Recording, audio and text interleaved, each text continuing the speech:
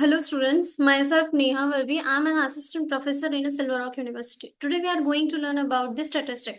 Statistic is a part of an elementary mathematics in diploma semester 1. So let's start. These are the outlines: introduction, mean, median, mode, and real life example. In today's lecture we are going to learn about the basic statistic which have a key concepts like mean, median and mode. So let's start with the introduction. Statistic is a field of mathematics that deals with the collecting, organizing, analyzing, interpreting, and presenting data. It is used in many different fields, including science, business, and government. So statistics जो है वो बहुत ही fundamental mathematics में statistic जो है वो आता है उसमें क्या होता है कि कोई डेटा आपको दिया गया है उसको आप रीड करते हो तो वो डेटा किस फॉर्मेट में है उसको डेटा को आप किस तरीके से एनालाइज करोगे उसका कैसे इंटरप्रिटेट करोगे कैसे उसका यूज करोगे तो आपको एक सही वैल्यू मिलेगी उसके लिए स्टैटिस्टिक यूज होता है स्टैटिस्टिक जो है वो बहुत सारे फील्ड में यूज होता है साइंस में बिजनेस में गवर्नमेंट में मेडिकल में etcetera. So measure of a dispersions. Measure of dispersions are statistical value that describe the spread or variability of data. They provide additional insight beyond the measure of central tendency, such as the mean, median, and mode. Common measures of dispersion include the range, variance, and standard deviation. तो statistic में data दिया होता है उसके measurement के लिए हमें एक सेंट्रल टेंडेंसी होते मेजर ऑफ सेंट्रल टेंडेंसी होते हैं जिसमें मीन मीडियन एंड मोड होते हैं कॉमन मेजर जो है वो है range variance and standard deviation हम जो आज के लेक्चर में पढ़ने वाले हैं वो सेंट्रल टेंडेंसी है. Let's start with the mean. The mean is the average of a set of numbers. To calculate the mean, you add up all the numbers in the set that divides by the total number of values. तो mean मतलब क्या होता है कि आपके total जो आपको data दिया हुआ है उसमें से कितने वेरिएबल्स है न्यूमेरिकल डेटा आपको दिया होता है 10 10 20 15 ऐसा तो उसका आपको जितने भी वेरिएबल्स जितने भी न्यूमेरिकल दिए होते हैं उसका आपको सम अप करते हुए करना है और उसके डिवाइड में टोटल नंबर ऑफ वेरिएबल्स करना है जिससे आपको मीन मिलेगा. Simple average. The mean is often referred to as a simple average. तो सिंपल एवरेज क्या होता है मीन जो होता है वो हमेशा मीन को हम एक सिंपल एवरेज में ही करते हैं. मीन का मतलब होता है simple average sensitive to outliers. The mean can be heavily influenced by extreme values known as the outliers. Mean जो है वो आउटलायर्स की तरीके से अभी हम उस वैल्यूज को जो मीन की जो वैल्यूज हमें मिलती है उसको हम एक आउटलायर्स तरीके से भी जान सकते हैं. Common measure. The mean is one of the most common measure of central tendency in a statistic.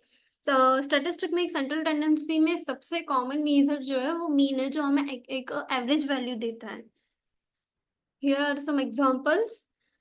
यहाँ पे हमने एक छोटा सा शॉर्टेड डेटा सेट लिया हुआ है जिसमें 5 6 2 6 7 8 9 3 6 5 ऐसे 10 वेरिएबल्स है. हमने मीन फाइंड करने के लिए सबसे पहले जितने भी यहाँ पे न्यूमेरिकल डेटा सेट हमें दिया हुआ है उसका हमने सम अप कर लिया है और उसके डिवाइड में टोटल 10 वेरिएबल्स यहाँ पे जो 10 वेरिएबल्स है वो हमने उसे 10 से डिवाइड कर दिया है तो यहाँ पे हमें मीन जो मिला है इस डेटा सेट के लिए वो 5.7 है. Now like see the second data set. यहाँ पे हमने एक और डेटा सेट लिया है जिसमें टोटल 7 वेरिएबल्स है. हमने ये सारे जितने भी डेटा है उनका हमने सम अप करके उसके divided by total number of variables किया हुआ है तो वो 7 आया. उसके बाद हमें उसका इस डेटा सेट के लिए मीन जो मिला है वो 18.29 है. Then what is median. The median The median is the middle value in sorted set of numbers. If there are an even numbers of values, the median is the average of the two middle values.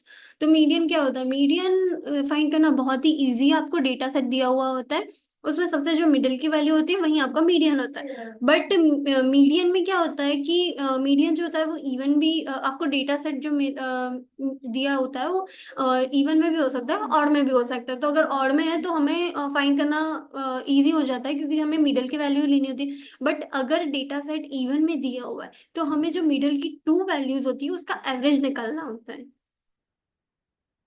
Resistant to outliers, the median is less affected by extreme values than the mean. It provides a better representation of the central tendency when the data contains outlier. जब data में outliers होते हैं तब median find करना ही ज्यादा अच्छा रहता है। Then order matters. The median requires the data to be sorted in a ascending or a descending order. The middle value represent the median. यहाँ पे एक चीज मीडियन में एक रूल है जो ये है कि आपको कोई भी डेटा सेट दिया हो उसको आपको या तो असेंडिंग ऑर्डर में रखना है या तो फिर डिसेंडिंग ऑर्डर में रखना है। आप एक बार असेंडिंग या डिसेंडिंग में रख दो, उसके बाद ही जो मिडल की वैल्यू होती है वही आपका मीडियन होता है। तो ये रूल है सबसे पहला, जिसको किसी को नहीं भूलना चाहिए।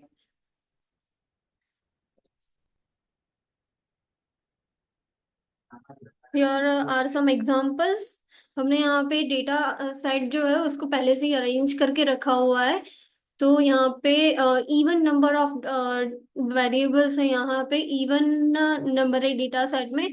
तो हमने देखा कि यहाँ पे कितने हैं, 1 2 3 4 5 6 7 8 9 और 10, यानी कि यहाँ पे 10 नंबर ऑफ वेरिएबल्स है। तो इसका हमें मीडियन फाइंड करना थोड़ा सा प्रोसेस लगेगा इसका। तो हम इसका मीडियन कैसे फाइंड करेंगे कि फिफ्थ और सिक्स नंबर का जो वैल्यू होता है, ये फिफ्थ और सिक्स, इसके डिवाइड इसका हम एवरेज निकालेंगे तब हमें मीडियन मिलेगा। एक एग्जांपल हम लेते हैं जिसमें जो डेटा सेट है वो ऑड है।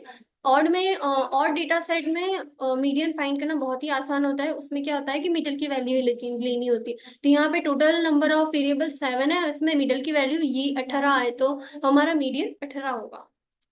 Now let's shift it to the mode. The mode is the value that appears the most frequently in a set of data. A data set can have a multiple modes or no modes at all.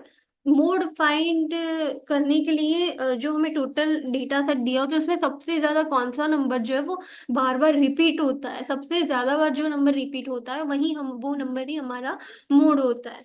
तो mode का simple मतलब ये होता है कि most frequent value.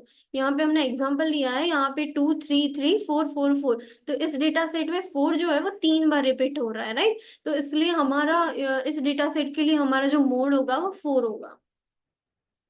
There are two examples मोर। यहाँ पे हमने 6 जो है, 6 जो है वो 3 बार अपीयर हो रहा है, इसलिए इस डेटा सेट के लिए हमारा मोड जो होगा वो 6 होगा। और एक डेटा सेट हमने ऐसा भी लिया है जिसमें 18 और 20, ये दोनों नंबर्स जो है वो दो दो बार रिपीट हो रहे हैं, दो दो बार दिख रहे हैं, राइट। तो हाँ, यहाँ पे जो मोड हमारा होगा वो दो नंबर में होगा, एक 18 होगा और एक 20 होगा।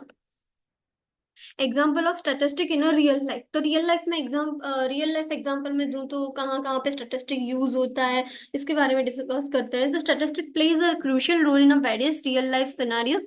For instance it helps analyze the medical data to determine the effectiveness of treatment. In a business, statistic is used to analyze the market trends and make informed decision. In sports, statistics are used to evaluate player performance and develop strategies. Statistical methods help improve efficiency and reduce the waste in a manufacturing.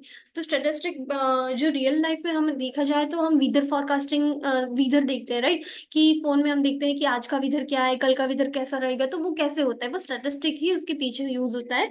जो data हम old data होता है उसको analyse करके predict करके हम next day का wither कैसा है ये देखते हैं, इसलिए भी स्टैटिस्टिक यूज होता है। एक सबसे बेस्ट एग्जांपल दूं तो वो होता है share market, finance share market, right. तो उसमें फ्लक्चुएशन होता रहता है मार्केटिंग में। तो उसके हिसाब से हम देखते हैं कि कल का पास्ट जो हमारा डेटा था वो कैसा रहा था, उसके लिए भी स्टैटिस्टिक ही यूज होता है। फिर यहाँ पे लिखा हुआ है medical data to determine effectiveness of treatments. तो मेडिकल में भी कौन से आपको कौन से ट्रीटमेंट की जरूरत है आपको, वो ट्रीटमेंट की कैसा इफेक्ट आ रहा है, उसके लिए भी मेडिकल डेटा में भी स्टेटिस्टिक का यूज होता है। देन बिजनेस में आपको लॉस या फिर फायदा नुकसान, इसके लिए भी स्टेटिस्टिक यूज होता है। तो बेसिकली जो स्टेटिस्टिक है वो आपको एक प्रेडिक्शन देता है, फोरकास्टिंग देता है, आपका जो फ्यूचर परफॉर्मेंस है वो सही से अच्छे से जाए, अच्छा सा उसका डेवलपमेंट है, उसके लिए स्टेटिस्टिक यूज होता है। So in the today's lecture, we learn what is statistic and how it is used in our real life. So I hope you guys understand what is statistic, and you can relate this topic in your real life also. So thank you so much for your time. Bye bye.